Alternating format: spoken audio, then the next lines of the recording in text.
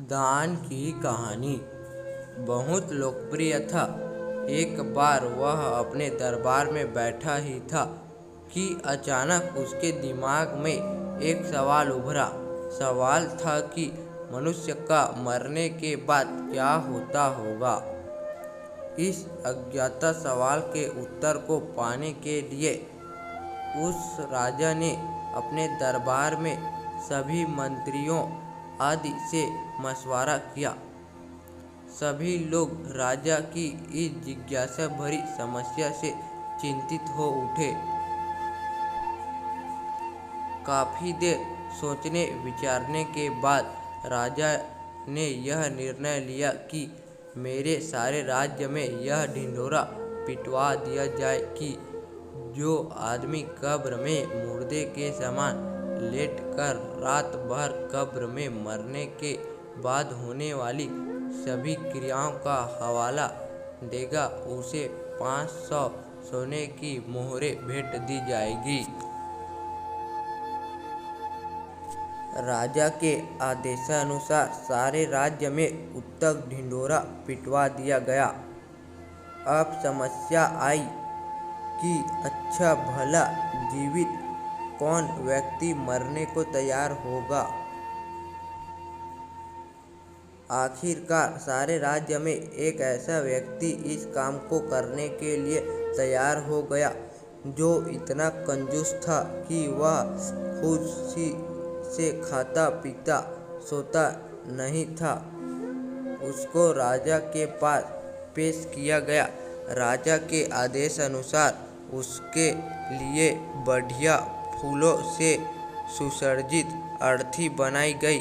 उसको उस पर लेटाकर बाकायदा श्रेष्ठ कफन से ढक दिया और उसे कब्रिस्तान ले जाया गया। घर से जाने पर रास्ते में एक फकीर ने उसका पीछा किया और उसे कहा कि अब तो तुम मरने जा रहे हो, घर में तुम अकेले हो, इतना धन तुम्हारे घर में ही कैद पड़ा रहेगा, मुझे कुछ दे दो। कंजूस के बार बार मना करने पर भी फकीर ने कंजूस का पीछा नहीं छोड़ा और बार बार कुछ मांगने की रट लगाए रहा। कंजूस जब एकदम परेशान हो गया तो उसने कब्रिस्तान में पड़े बादाम के छिलकों के एक ढेर में से मुट्ठी भर छिलके उठाए और उस फकीर को दे दिए। बाद में कंजूस को एक कब्र में लिटा दिया गया। ऊपर से पूरी कब्र बंद कर दी गई। बस एक छोटा से छेद सिर की तरफ इस आशा के साथ कर दिया गया कि यह इससे सांस लेता रहेगा और अगली सुबह राजा को मरने के बाद का पूरी हाल सुनाएगा। सभी लोग कंजूस को उस कब्र में लेटाकर चले गए। रात हुई। रात होने पर एक सांप कब्र पर आया और छेद देखकर उसमें घुसने का प्रयत्न करने लगा। यह देख कब्र में लेटे कंजूस की घबराहट का ठिकाना न रहा। सांप ने जैसे ही घुसने का प्रयत्न किया तो उस छेद में बादाम के छिलके अड्ड बनकर आई। सुबह होते ही राजा के सभी नौकर बड़ी जिज्ञासा के साथ कब्रिस्तान आए और जल्द ही कब्र को खोदकर कंजूस को निकाला।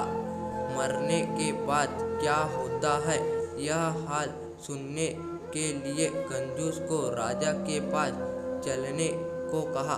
कंजूस ने राजा के नौकर की बात को थोड़ी भी नहीं सुना। वह पहले अपने घर गया और अपनी तमाम धन संपत्ति को गरीब में बांट दिया। सब लोग कंजूस की अचानक दान करने की इस दयालुता को देखकर हैरान में पड़ गए। उसने मन में कई सवाल उठने लगे। अंत में कंजूस को राजा दरबार में पूरा हाल सुनने के लिए राजा के सामने पेश किया गया। कंजूस ने बीता रात सांप व बादाम के छिलकों के संघर्ष की पूरी कहानी कह सुनाई और कहा, महाराज, मरने के बाद सबसे ज़्यादा दान ही काम आता है, अतः दान करना ही सब धर्मों से श्रेष्ठ है। यह कहानी कैसा लगा? अच्छा लगा तो लाइक, सब्सक्राइब, शेयर जरूर करें।